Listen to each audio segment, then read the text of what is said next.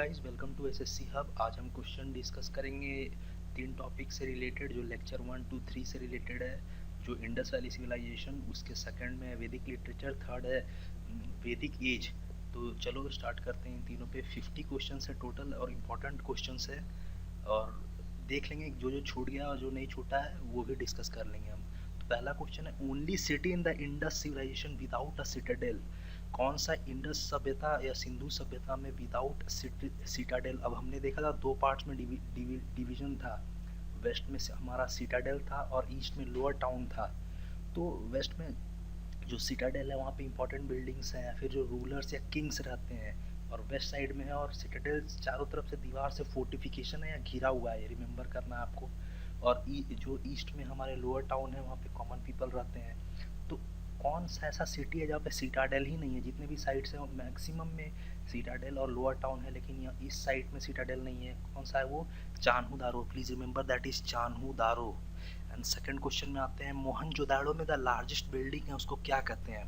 Please remember the great bath Mohenjodaro में है, ये एक रिलीजियस प्लेस है। लेकिन द लार्जेस्ट बिल्डिंग पूछा है वो क्या होगा? अ ग्रैनरी। अ ग्रैनरी। अब देखेंगे हम कि हड़प्पा सभ्यता में ग्रैनरीज बहुत जगह पाई गई हैं और सबसे ज़्यादा ग्रैनरीज हैं हड़प्पा साइट पे। लेकिन जो सबसे बड़ी ग्रैनरी है, the largest building, greatest building, वो ग्रैनरी है कहाँ पे? मोहनजोदाड़ो में। ये इंपॉर्टेंट है। 6 ग्रैनरीज एक रो में पाई गई हैं, वो हड़प्पा में। Please remember. और थर्ड क्वेश्चन में आते हैं, script of the Indus valley क्या है? जो सील्स मिले हैं टेराकोटा के, जो सील्स मिले हैं उसमें जो स्क्रिप्ट हैं वो उनका क्या मतलब है, क्या लिखा हुआ है, कौन से स्क्रिप्ट है वो? ब्राह्मी है, तमिल है, खारोस्ती है, क्या है वो? तो याद रखना वो अनडिसाइफर्ड है। अनडिसाइफर्ड मतलब उनका मीनिंग ही नहीं पता। वो जो उसमें सिंबल्स बने हुए हैं उनको डिकोड नहीं किया जा सका अभी। ये इंपॉर्टेंट ये है, undeciphered. Please remember the meaning of this word. Seals of Indus valley are undeciphered. उसके बाद देखते हैं, only site which is divided in 3 parts. अब नॉर्मली इंडस सभ्यता में जितने भी साइट्स है वो 2 पार्ट्स में है। वेस्ट में है सिटाडेल और ईस्ट में है हमारा लोअर टाउन। बट कौन सा एक ऐसा साइट है जहाँ पे 3 पार्ट्स में डिवाइडेड है? वो है धौलावीर। रिमेंबर, चान्होदारो में सिटाडेल नहीं है एंड धौलावीर में 3 पार्ट्स में डिवाइडेड है। ये इंपॉर्टेंट डाटा है। और एंड फिफ्थ क्वेश्चन में आते हैं, which country asked India to return the dancing girl. अब एक हमको पता है ब्रॉन्ज के डांसिंग गर्ल मिली थी स्टैचू कहाँ से? मोहनजोदाड़ो से, हमने डिस्कस किया था। अब ये किस कंट्री ने वापस मांगा था इंडिया से? तो ये पाकिस्तान। मोहनजोदाड़ो पाकिस्तान में, सिंध में, लड़काना डिस्ट्रिक्ट में है। Please remember that. वहाँ की सरकार ने भारत से वापस मांगा था ये, लेकिन अभी तक भारत ने इसको दिया नहीं है। Let us see what happens. उसके बाद, which weapon was not known to the people of Indus valley civilization में कौन से ऐसे वेपन हैं जो लोग नहीं जानते थे उस वक्त? क्या बोज एंड एरोज, ये तो तीर कमान तो जानते थे। स्पीयर्स एंड डैगर्स ये भी जानते थे। याद रखना, सॉर्ड्स, तलवारों के बारे में जानकारी उनको नहीं थी इंडस वैली पीपल को। Which domestic animal was absent in the terracotta seals of the Indus Valley civilization? कौन सा डोमेस्टिक एनिमल नहीं, सील्स में नहीं पाया गया है? जो जितने भी सील्स मिले उसमें एब्सेंट है। प्लीज रिमेंबर, काऊ। अब काउस का इंपॉर्टेंस हमने देखा था हमारे लेक्चर्स में कि काउस का इंपॉर्टेंस कब बढ़ने लगता है? जब आर्यंस आते हैं, अटैक ऑफ आर्यंस या अर्ली वैदिक एंड लेटर वैदिक पेज में आर्यंस के समय में काउस का काफ़ी इंपॉर्टेंस बढ़ता है। लेकिन इंडस वैली सिविलाइजेशन, सिंधु घाटी सभ्यता में काउस के बारे में कुछ भी ये नहीं है। और ये भी नहीं है डोमेस्टिक एनिमल्स नहीं थे काउस, क्योंकि सील्स में कहीं भी काउस का कोई भी डिस्क्रिप्शन नहीं मिला है। Please remember. उसके बाद, first metal to be use by the Vedic people, ना कि इंडस पीपल। इंडस और वैदिक पीपल दोनों ही ने सबसे पहले कॉपर ही यूज किया था। वैदिक का इंडस का जो सिंधु घाटी सभ्यता है वो कौन सा काल में चलता है? वो चालकोलिथिक पीरियड में चलता है, या कॉपर एज। कॉपर एज कहा गया उसको। उस टाइम लोगों को आयरन के बारे में जानकारियां नहीं थी। इवन इन द वैदिक पीरियड, अर्ली वैदिक पीरियड में भी हम देखते हैं कि लोगों को या आर्यंस को भी वो कॉपर के वेपन्स इस्तेमाल करते हैं, कॉपर और स्टोन के।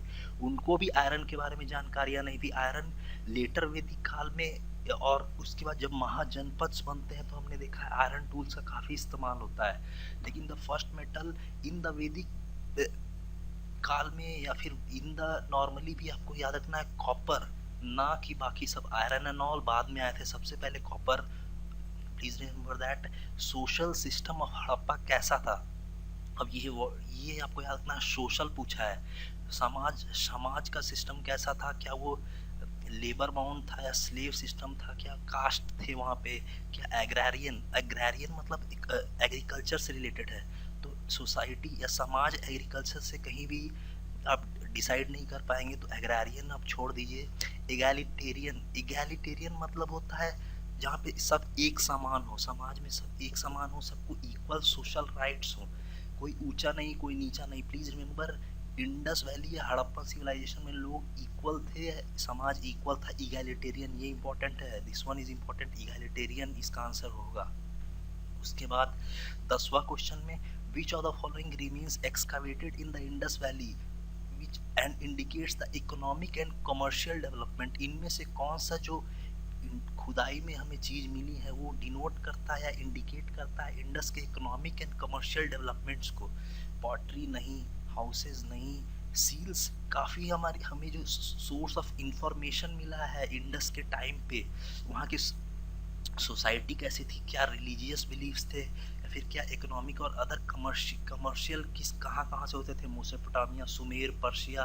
तो हमें जितनी भी जानकारियाँ मिली है मैक्सिमम जानकारी हमें सील से मिली है, तो ये आंसर होगा सील्स, प्लीज रिमेंबर दैट। उसके बाद Harappa was discovered in, Harappa, इसका आंसर ऑप्शंस पे डिपेंड करता है, अगर हड़प्पा 1921 है तो आपको 1921 मारना है, और इट वाज डिस्कवर्ड हुआ था कब, अंडर सर जॉन मार्शल के अंदर खुदाई हुई थी इसकी।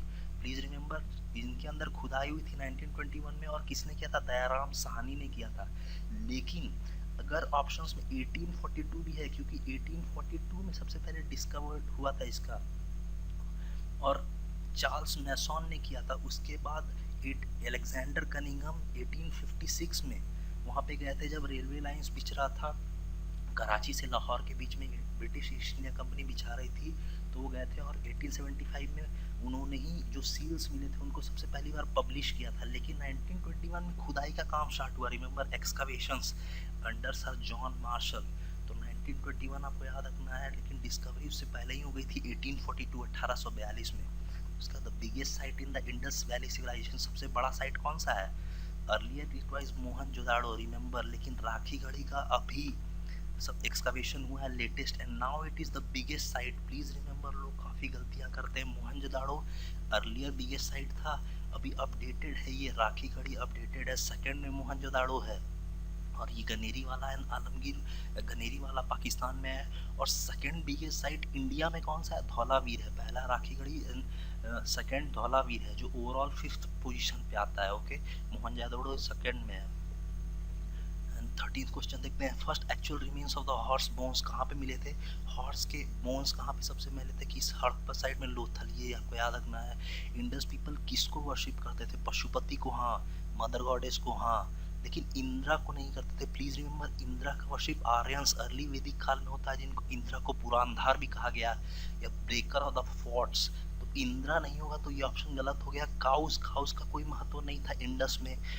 ट्रीज, स्टोन्स, पीपल का पेड़ हाँ, स्टोन्स हाँ, एनिमल्स हाँ, एनिमल्स का भी करते थे, विष्णु नहीं, तो ये ऑप्शन आपको मानना है, option C, trees, stones and animals. उसके बाद striking feature of the Indus valley civilisation क्या थी, पेलियोलिथिक सिविलाइजेशन नहीं, रूरल सिविलाइजेशन नहीं, मेसोलिथिक, अर्बन सिविलाइजेशन। क्यों, इसका आंसर है क्योंकि ये कहा गया कि जो वहाँ पे जो टाउन प्लानिंग है वो काफ़ी अर्बनाइज्ड थी या फिर काफ़ी ऑर्गेनाइज्ड थी वहाँ की टाउन प्लानिंग। हम ड्रेनेज सिस्टम्स देखते हैं, रोड्स रेक्टेंगुलर ब्लॉक्स में बटे हुए हैं और काफ़ी अच्छा से डिवीजन किया गया है, और ड्रेनेज सिस्टम सभी घरों से कनेक्टेड है। ये देखेंगे जो पक्का ब्रिक्स है उससे वो घर बनाते हैं, तो काफ़ी अर्बनाइज्ड या कहे तो काफ़ी शहरीकरण का किया जा चुका था। लोग हेल्थ और हाइजीन के बारे में काफ़ी ये ध्यान देते थे, और ये कहा जाता है कि ये लोग मतलब रूरल तो बिल्कुल भी नहीं थे, अर्बन ही थे, और इनका लाइफस्टाइल काफ़ी ऑर्गेनाइज्ड था, ये आपको याद रखना है। उसका 16th Indus people knew about wait and measures, हाँ ये वेट एंड मेजर्स के बारे में जानते थे, और ये डिस्कवरी सील्स कहाँ से पता चलता है, तो वेट एंड मेजर्स के बारे में जो पता चला था वो हड़प्पा में जो सील्स मिली थी उससे पता चला था। People of Indus build their houses from, किससे, पक्का ब्रिक से, ये तो पता है आपको, पक्का का ब्रिक से ही अपने घर बनाते थे। Which material was mainly used for the manufacture of Harappan seals. जो सील्स पाई गई वो किस मटेरियल से बनी हुई है? आयरन नहीं, आयरन तो उस टाइम था ही नहीं। कॉपर से नहीं बनी है। कॉपर यूज होता था उस टाइम, बट कॉपर से सील्स नहीं बनती थी। याद रखना, टेराकोटा, ये इंपॉर्टेंट है, टेराकोटा सील्स बनती थी। टेराकोटा से। Harappa was tribal, rural, nomadics, urban. Urban होगा इसका आंसर। क्यों नोमैडिक हम नहीं देखते हैं? अर्ली वैदिक या ऋग वैदिक काल में हम देखते हैं पीपल वर नॉट नोमैडिक, और वो मूव करते करते लेटर वैदिक काल में मूव करते हुए गैंजेटिक प्लेन या फिर यूपी की तरफ बढ़ते हैं। लेकिन वो वैदिक काल के बारे में बात की गई है। हड़प्पन पीपल के बारे में बात नहीं की गई है। वो अर्बन और सिविलाइज्ड है, प्लीज रिमेंबर दैट। फिर Harappa was the first to produce. क्या हड़प्पा में सबसे पहले क्या प्रोड्यूस होता था? सील्स नहीं, क्योंकि ऐसा पाया गया मेसोपोटामिया, पर्शिया और सुमेरिया से वहाँ पे ट्रेड होते थे हड़प्पा से, और मेसोपोटामिया सील्स उससे पहले से थी। तो ये नहीं कहा जा सकता कि Harappan seals for the first. Coins तो बिल्कुल भी नहीं थे उस टाइम, कॉइन्स नहीं थे, बार्टर सिस्टम चलता था।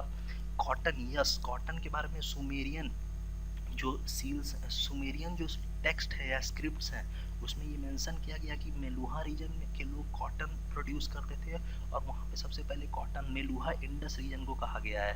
तो please remember, cotton was the first to be produce by Harappans. ये आंसर इंपॉर्टेंट है। लॉथल गुजरात में है, किस लिए फेमस है? For dockyards. डॉकयार्ड्स और पोर्ट्स के कारण लॉथल बहुत ही फेमस है। ये क्वेश्चंस बार बार आते हैं लॉथल के बारे में। और यहाँ पे राइस हस्क भी पाया गया था लॉथल में, प्लीज रिमेंबर दैट।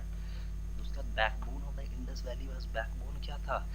बैकबोन था एग्रीकल्चर, एग्रेरियन था सोसाइटी, एग्रेरियन हमारा इकोनॉमी था। लेकिन सोसाइटी कैसा था? इगैलिटेरियन। एग्रेरियन मतलब एग्रीकल्चरल से सबसे ज़्यादा हमारी इकोनॉमी प्रभावित होती थी, तो हम एग्रीकल्चर मारेंगे। यस, ट्रेड होते थे, लेकिन ट्रेड से उतनी ज़्यादा ये जो हम बोलेंगे कमाई होती उतनी नहीं थी। Agriculture was the main backbone of the Indus valley. आपको याद रखना है 6 ग्रेनरीज जहाँ पे ग्रेन स्टोर किए जाते हैं। ग्रेनरीज उसको बोला गया। इनर रो पाई गई थी कहाँ पे? किस साइड पे? हड़प्पा पे। लेकिन सबसे बिगेस्ट ग्रेनरी या लार्जेस्ट बिल्डिंग जिसको कहा गया वो कहाँ पे थी? मोहनजोदाड़ो। ये दो इंफॉर्मेशन आपको याद रखना है। 6 granaries Harappa, largest granary Mohenjodaro.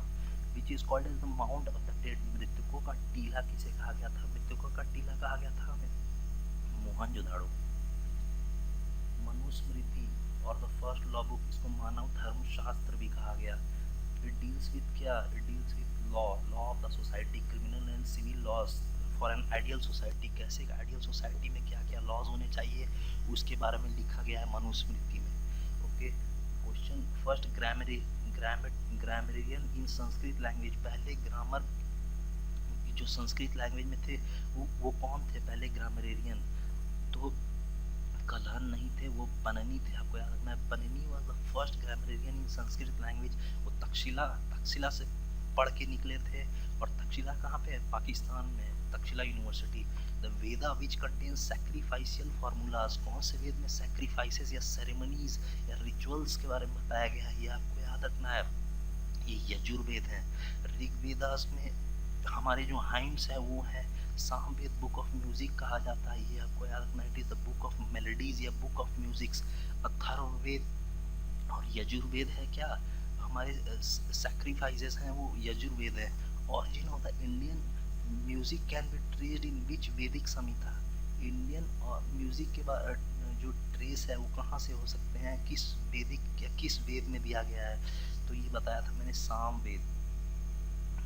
Okay, उसके बाद उपनिषद इम्प्लाइज। उपनिषद किसके बारे में बोलते हैं? उपनिषद जो है मेनली ये सिटिंग नियर, इसका मतलब होता है sitting near.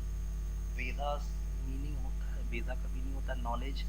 Upanishad means sitting near. Tax which kings use to collect from the Vedic people. कौन सा ऐसा टैक्स था जो राजाएं कलेक्ट करते थे? किससे? वैदिक पीपल से। ये इंपॉर्टेंट है क्योंकि टैक्स बहुत बार कलेक्ट हुआ है किंग से। मराठाओं ने भी टैक्स कलेक्ट किया है। तो आपको याद रखना है किससे? वैदिक पीपल से। कौन सा टैक्स कलेक्ट होता था? चौथ नहीं होता था। कारा नहीं, विधाता भी नहीं। बाली सैक्रिफाइसेस को भी कहा गया था उस टाइम। कई सारे बलि या बाली जो भी बोले, बलि सैक्रिफाइसेस को भी कहा गया था एंड टैक्स को भी कहा गया था। अब Aryan succeeded in conflicts with pre Aryans. किस लिए आर्यन सक्सीड हो पाए? जब हम देखेंगे अर्ली ऋग्वेदिक काल में आर्यंस और जो प्री आर्यंस मतलब जो पहले से लोग रह रहे हैं उनके बारे में काफ़ी कॉन्फ्लिक्ट्स हुआ था। ये हमने डिस्कस किया था अर्ली वैदिक काल में कैसे आर्यंस लड़ते हैं और कैसे क्यों जीतते हैं, तो क्या रीजंस उसका था, क्योंकि you use light chariots driven by horses, ये इंपॉर्टेंट क्वेश्चन है। And the first to invade India, ये भी क्वेश्चंस अगर आ जाए और ऑप्शंस में आर्यंस है, प्लीज रिमेंबर, अगर आपको ऑप्शंस में आर्यंस दिख रहे हैं तो आपको आंसर आर्यंस ही मानना है, क्योंकि बहुत सारे हिस्टोरियंस ऐसा बिलीव करते हैं कि सेंट्रल एशिया से आर्यन सबसे पहले भारत में अटैक किए थे। आर्यंस का मतलब होता है one who is of high birth, ठीक है, या फिर नोबेल या हाई बर्थ। उनके बाद 32वां क्वेश्चन देखते हैं, which of the following literature ब्राह्मण और यूनिवर्सल सोल सेंट्रल थीम थी। किस लिटरेचर में ब्राह्मण और आत्मन का कॉन्सेप्ट समझाया गया है, मतलब यूनिवर्सल सोल का कॉन्सेप्ट समझाया गया है, तो वो है उपनिषद। उपनिषद को इंडियन फिलोसफी की पहली बुक भी कहा गया है। ओके, और उपनिषद क्या है, जो सबसे वेदास लिटरेचर के सबसे लास्ट फेज जो है, जिसमें फाइनलाइज हो रहे हैं सारे चीज, उसको उपनिषद कहा गया। The varnas transformed into, next question, the varnas transformed into hereditaries caste system. हमने देखा था वर्ण जो थे लेटर वैदिक काल में, जो कास्ट सिस्टम पूरा सोसाइटी में क्लियरली ऑब्जर्व होने लगा था लेटर वैदिक काल में, लेकिन वो हेरिडिटरी भी बन गया। मतलब क्या कि शूद्र के घर में जो पैदा लेंगे वो शूद्र ही होंगे, वो दूसरे में ट्रांसफर नहीं हो सकते, वो ब्राह्मण नहीं बन सकते, यही हेरिडिटरी है। जो जिस समाज में या जो जिस कुल में पैदा लेगा वो उसी कुल का रह जाएगा, वो वर्ण चेंज नहीं कर सकता।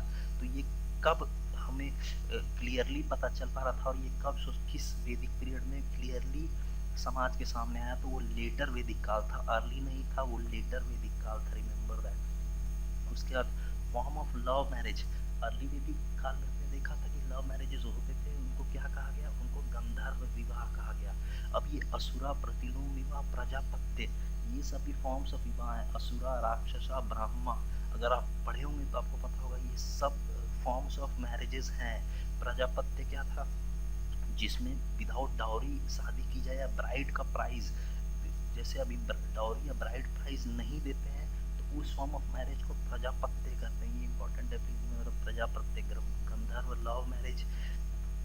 प्रतिलोम विवाह, प्रतिलोम विवाह जो इंटर कास्ट मैरिज होते हैं उनको प्रतिलोम विवाह, हम देखेंगे कि ड्यूरिंग द लेटर वैदिक काल प्रतिलोम विवाह वाज नॉट अलाउड, तो लेटर वैदिक काल में प्रतिलोम विवाह पे रोक लग गया था, please remember that. And question number 35, which is said that salvation or moksha by means of devotion is open to all humans regardless of their birth, gender and status in life। कहाँ पे ये कहा गया है कि मोक्ष किसी को भी मिल सकता है विदाउट किसके, कि वो किस में जन्मा है, कहाँ जन्मा है, उसका जेंडर क्या है, या फिर उसका स्टेटस क्या है लाइफ में। ये कहाँ कहा गया था, ये भागवत पुराण में कहा गया। ये प्लीज रिमेंबर, भागवत पुराण में ये मेंशन है। विच वैदिक सैक्रिफाइस है रॉयल कंसिक्रेशन सेरेमनी। रॉयल कंसिक्रेशन कौन सा था, राजसूया था, प्लीज रिमेंबर। कोरोनेशन या रॉयल कंसिक्रेशन सेरेमनी राजसूया था, और कहा जाता है युधिष्ठिर ने भी राजसूया ये सेरेमनी को किया था। अश्वमेध क्या है, अश्वमेध अनलिमिटेड कंट्रोल, अनलिमिटेड पावर या अनलिमिटेड जो ताकत है वो एक राजा को देता था। इसमें कहा गया कि जो हॉर्स है वो अनइंटरप्टेड या बिना रुके दौड़ लगाता है, और लेकिन ये ज़्यादातर रिलेटेड है कि जो पावर है एक राजा का वो अनलिमिटेड पावर होता है। प्लीज रिमेंबर ये कीवर्ड्स हैं इसे, राजसूया, कोरोनेशन और कंसिक्रेशन सेरेमनी से अश्वमेध गेव अनलिमिटेड पावर। और वाजपेयी, वाजपेयी में भी ऐसा ही कहा गया था कि जो राजा है वो उसका रॉयल चैरियट में वो लेके दौड़ेगा, और वो इसे उसके साथ जो वर्ड है वो क्या गया है, इसे ड्रिंक ऑफ स्ट्रेंथ, ऐसा कुछ कहा गया है, ड्रिंक ऑफ स्ट्रेंथ है। तो अगर पूछते which one is related to drink of strength, तो वाजपेयी।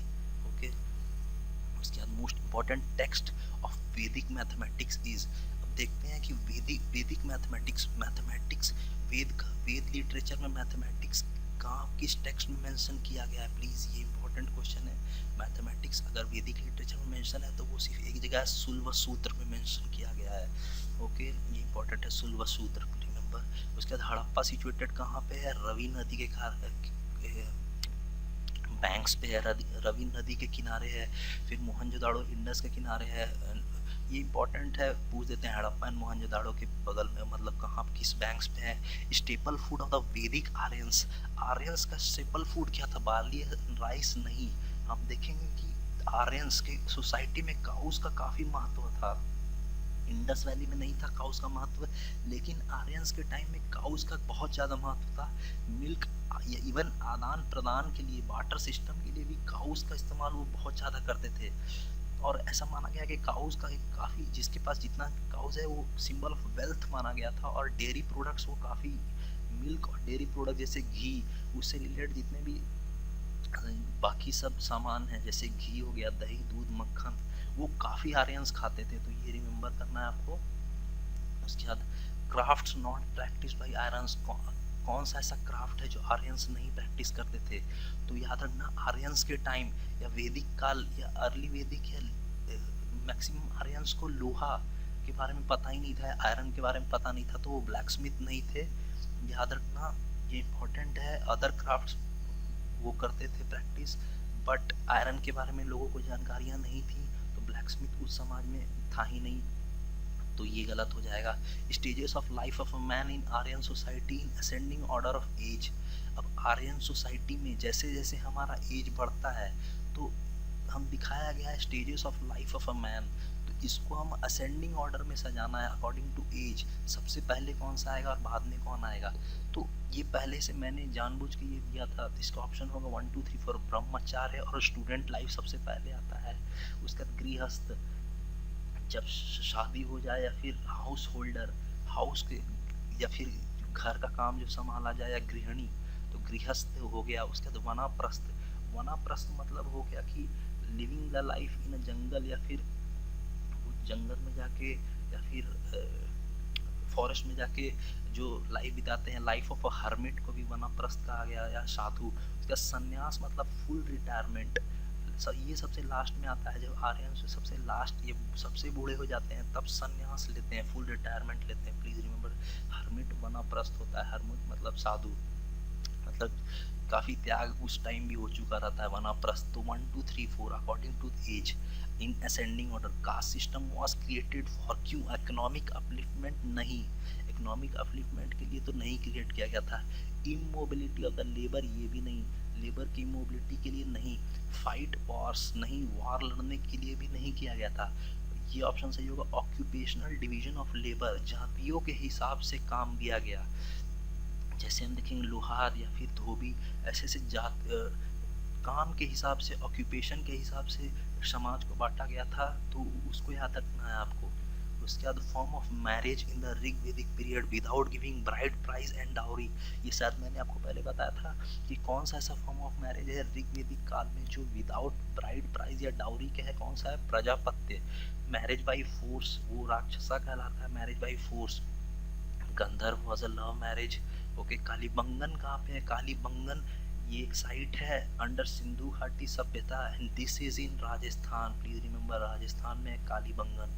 एंड गायत्री मंत्र, गायत्री मंत्र कौन से मंडल में है? अब हमने देखा था कि जो हमारे 10 मंडल्स हैं उसमें जो गायत्री मंत्र है वो तीसरा मंडल में है, और 10वां मंडल में क्या था? 10वां मंडल में हमें ये समझाया गया था, और या इसके बारे में जानकारियां हैं कि जो हमारा वर्ण सिस्टम है, जो 4 वर्ण हैं, वो ब्रह्मा से किस किस बॉडी के किस किस पार्ट से हैं? Mouth, arms, thighs and feet से जो ओरिजिनेट होते हैं 4 वर्णास, या फिर शूद्र, ब्राह्मण, क्षत्रिय एंड वैश्य, उसको समझाया गया था मंडल 10 में। Please remember that.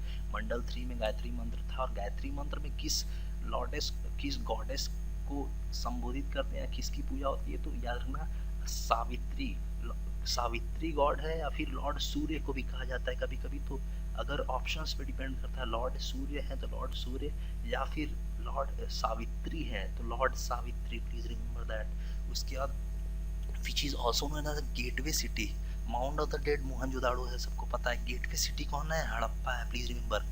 और सूत का गेंदौर, अब सूत का गेंदौर क्या है? सूत का गेंदौर एक साइट है हड़प्पन सिविलाइजेशन या सिंधु घाटी सभ्यता में, जो सबसे वेस्ट में लाई करती है। कहाँ पे? दाश्त वैली, बलूचिस्तान में लाई करती है, दाश्त वैली है सूत का गेंदौर, ये इंपॉर्टेंट है। उसके बाद this book is also known as forest books. Forest books कौन से? अरण्यकाश, ये फॉरेस्ट बुक्स हैं। Which of the following was responsible for election of the king, कि राजा के चुनाव में कौन सा ऋग्वेदिक पीरियड में कौन ऐसा रिस्पॉन्सिबल ग्रुप था जो राजा का चुनाव करता था अर्ली ऋग्वेदिक काल या अर्ली वैदिक पीरियड में? वो कौन है? वो है समिति। रिमेंबर समिति। सभा क्या है? सभा was the group of council of elders. उसमें ग्रुप ऑफ एल्डर्स थे जो राय मशवरा करते थे, या फिर वो जुडिशियल बॉडी है। सभा एक जुडिशियल बॉडी भी है, न्याय दिलाने का काम करती थी, और काउंसिल ऑफ एल्डर्स थी Sabha. Samiti was related to election of the king, ये इंपॉर्टेंट है। इलेक्शन कौन कौन करता था? समिति करती थी। हु वॉन द दशा राजना वार? दशा राजना वार, अब हमने देखा था दशा राजना वार होता है और कौन जीतता है? किंग सुदास। सुदास हरा देते हैं किसको? और दशा राजना वार 10 राजाओं का वार कहा गया। 10 राजाओं का वार किस लिए? क्योंकि जो सुदास हैं वो भारता क्लैन है या भारता तृतीष्टु फैमिली से आते थे, और इन्होंने 10 जो ट्राइब्स हैं, 10 ट्राइब्स मिल इन्होंने इनकी जो सेना थी उन्होंने एक अलायंस को हराया था। तो 10 राजाओं का या 10 ट्राइब्स का अलायंस था, तो उनको इन्होंने हराया था। और उन 10 ट्राइब्स को कौन लीड कर रहा था? जो इनके ऑपोजिट था वो था पुरुषुक्ता। Please remember पुरुषुक्ता। और इनको गाइड करने, सुदास को गाइड करने के लिए कौन से साधु या संत थे इनके साथ? वशिष्ठ थे इनके साथ, और पुरुषुक्ता के साथ जो संत थे या साधु थे, प्रीस्ट थे, उनका नाम था विश्वामित्र। प्लीज रिमेंबर ये हार गए थे अंडर, ये किसके थे? विश्वामित्र। एंड ये सुदास जीत गए थे under Vashishtha. Chief deity river mentioned in the Rigveda. अब chief deity river mentioned in the Rigveda कौन सा है? डाइटी रिवर जो मेंशन किया गया ऋग्वेद में वो है सरस्वती। प्लीज रिमेंबर, ये क्वेश्चंस पूछ सकते हैं। ऋग्वेद में सबसे इंपॉर्टेंट रिवर कौन सा मेंशन है और जिसको पूजा गया बहुत ज्यादा? सरस्वती नदी। ओके, तो हम नेक्स्ट सेट में डिस्कस करेंगे अबाउट महाजनपद के क्वेश्चंस पे। उसके बाद जैनिज्म और बुद्धिज्म पे डिस्कस करेंगे। ओके, ये 3 वीडियोस, अगर किसी को डाउट है तो हमारे 3 लेक्चर्स में जाके वो लिंक नीचे प्रोवाइड किया गया है, और सब्सक्राइब जरूर कीजिएगा। And let me know in the comments. और कहीं भी अगर गलती होता है, कभी कभी स्पीड बोलने में आगे पीछे हो जाते हैं कुछ क्वेश्चंस या लाइंस, जैसे कुछ बोलना है तो कुछ गलती हो जाता है, तो please see that and comment जरूर करना नीचे। अगर कुछ गलती होता है तो we will correct that. Okay.